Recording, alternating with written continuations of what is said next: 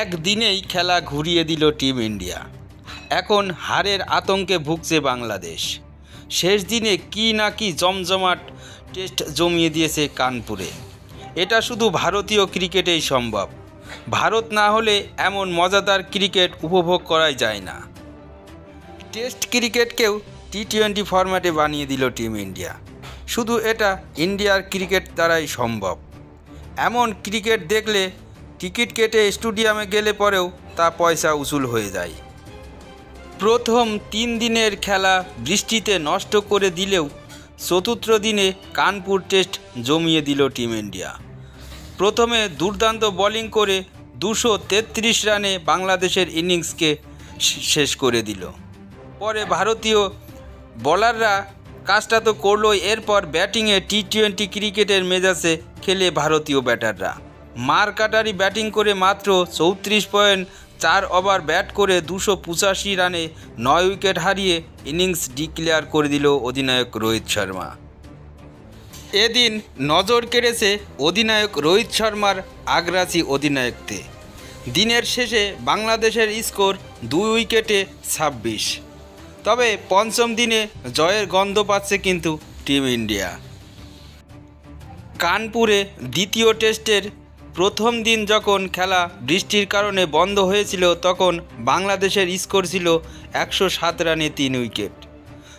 তারপর তৃতীয় দিন বৃষ্টির পর সোমবার রোদ ঝলমলে আবহাওয়া দেখা যায় গ্রিন পার্কে। শেষ দিনেই ম্যাচ জেতার জন্য মরিয়া চেষ্টা করে ভারতীয় বোলিং অ্যাটাক। দিনের শুরু থেকেই নিয়মিত ব্যবধানে উইকেট হারাতে থাকে বাংলাদেশের ব্যাটাররা। বাংলাদেশের ইনিংসে একদিক থেকে লড়াই করে যান মমিনুল হক, কার্যত একার হাতেই টানেন দলকে।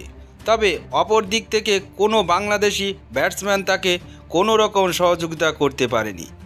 একক দক্ষতার জন্যই অনবরত 100 রান করেন মমিনুল। তা না হলে আরও কম রানের স্কোরে শেষ হয়ে যেত বাংলাদেশের ইনিংস। শেষ পর্যন্ত 194-98 বলে 107 রানে ইনিংস খেলে অপরাজিত থাকেন মমিনুল হক। ভারতের হয়ে সর্বোচ্চ 3টি উইকেট শিকার করেন জসপ্রীত বুমরাহ। ম্যাচ জেতার টার্গেট নিয়ে নেমেই ঝোড়ো ব্যাটিং শুরু করেন রোহিত শর্মা এবং যশস্বী জয়সওয়াল। তুলোধনা করে দেন বাংলাদেশি বোলারদের। মাত্র 3 ওভারে 50 রানের পার্টনারশিপ গড়েন রোহিত শর্মা এবং যশস্বী। রোহিত শর্মা 11 বলে 23 রান করে আউট হয়ে যান। আউট হওয়ার আগে তিনি রেকর্ড গড়ে গেছেন। 150 বছরের রেকর্ড প্রথম বলে 2 ছক্কা মেরে রেকর্ড করেছেন, যা ক্রিকেট ইতিহাসে কোনো ব্যাটসম্যান আজ পর্যন্ত করতে পারেনি। এরপর নিজের ব্যাটিং তাণ্ডব জারি রেখে যান।